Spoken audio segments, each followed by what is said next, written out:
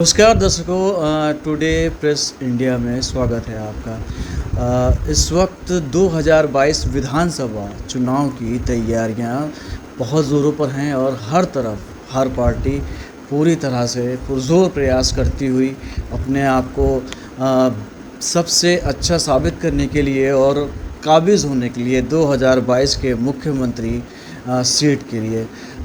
इसी बीच हमारे साथ मौजूद हैं अलीगढ़ के पूर्व अध्यक्ष एवं पूर्व विधायक जी मोहम्मद हाफिज़ रशीद साहब, हाफिज़ इरशाद साहब। आइए इनसे बात करते हैं और पूछते हैं इस वक्त जो अलीगढ़ यूनिवर्सिटी के अल्टरनेट पे बाबा अमरनाथ यूनिवर्सिटी का आज नरेंद्र मोदी जी द्वारा स्वागत किया, इस विषय में क्या कहेंगे आप?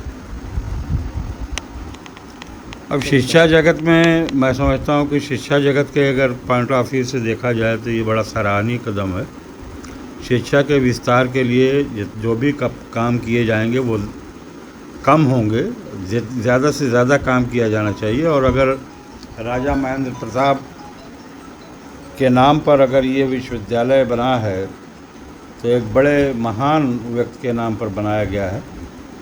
और सर सैयद अलहर रहमान जिन्होंने अलीगढ़ मुस्लिम विश्वविद्यालय की स्थापना किया था, उनके विशेष सहयोगियों में राजा साहब थे। राजा साहब का बड़ा योगदान है, उन्होंने उस ज़माने में अलीगढ़ मुस्लिम विश्वविद्यालय के लिए अपना बहुत कुछ इन्होंने त्यागा है, बहुत कुछ दिया है।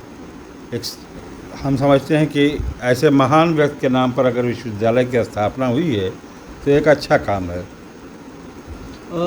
जिस तरह से 2022 के चुनाव, विधानसभा चुनाव आने वाले हैं, 2022 के चुनाव कहाँ तक इंतजार की था कि ये पहल है, इस पर कहाँ इसका प्रभाव पड़ने वाला 2022 के चुनाव में, क्या लगता है आपको इस दिखाया देकर? देखिए, जहाँ तक मेरी सोच का प्रश्न है तो विश्वविद्यालय की स्थापना अलीगढ़ के मुकाबले में कहीं भी की जा सकती थी, अलीगढ़ में भी की गई तो एक अच्छा सराहनीय कदम है। लेकिन और भी ऐसी जगहें हैं जहां बिल्कुल शिक्षा नहीं है, बहुत ऐसे इलाके हैं जहां उसकी वाकई आवश्यकता है, तो वहां पर भी विश्वविद्यालय की, कॉलेज की और स्कूलों की स्थापना होनी चाहिए।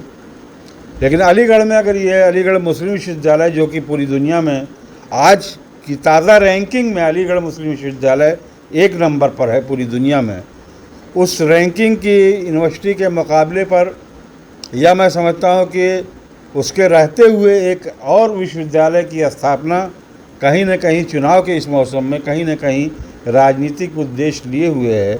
इससे मैं समझता हूँ कि सर सैयद और राजा महेंद्र प्रताप ने तो मिल कर के हिंदू मुस्लिम एकता और गंगा जमुनी सभ्यता को मजबूत करने का काम किया था, देश में सभी लोगों को एक साथ लेके चलने का प्रयास किया था। लेकिन उन्हीं राजा महेंद्र प्रताप के नाम को इस्तेमाल करके मैं समझता हूँ कि एक सांप्रदायिक ध्रुवीकरण करने का प्रयास किया जा रहा है। और अगर ऐसा किया जाएगा तो मैं समझता हूँ कि एक बहुत निंदनीय कार्य होगा और इसका जो भी प्रभाव होगा जनमानस पर, वो ऐसा प्रभाव होगा कि जिसको मिटाने में एक समय लगेगा। इसलिए कि सारी चीज़ें छोटी हैं, हमको हमारे देश की एकता और अखंडता, इस देश का हिंदू मुस्लिम प्रेम, वो हमारे लिए सबसे महत्वपूर्ण है। शिक्षा की दृष्टि से अगर देखा जाए तो ग्रामीण क्षेत्रों में कहीं ना कहीं लिटरेसी बहुत ज़्यादा कम होती जा रही है, तो क्या लगता है क्या उस तरफ उनको रुख करना चाहिए, ग्रामीण क्षेत्रों की तरफ जहां पढ़ाई पे थोड़ा सा, जहां पाठशालाएं चलती हैं वहां पर शिक्षक मौजूद नहीं रहते, यूनिवर्सिटी के अलावा शहर कुछ पर तो होता है पूरा, लेकिन क्या ग्रामीण क्षेत्रों की तरफ क्या उनको रुख करना चाहिए और वहाँ पर शिक्षा की थोड़ा सा और बढ़ावा मिलना चाहिए उसको?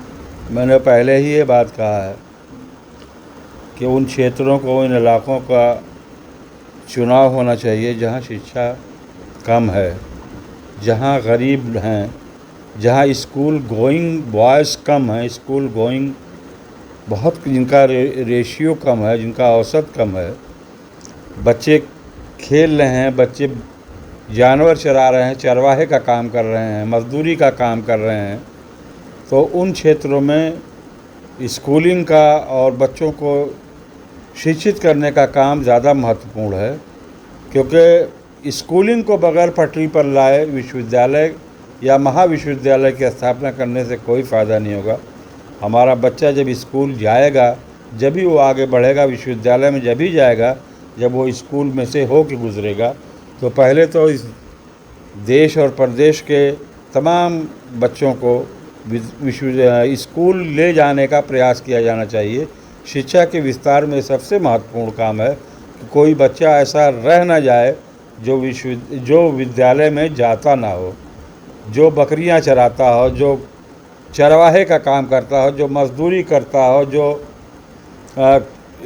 गंदगी में पड़ा हुआ हो। ऐसे बच्चे नहीं रहने चाहिए हमारे देश में। ऐसे बच्चों को शिक्षित किया जाना चाहिए, चाहे उनके शिक्षा पर सरकार को खर्च करना पड़े। और ये फ्री शिक्षा का तो हमारे यहाँ एक नारा था और उस नारे को पर काम होना चाहिए।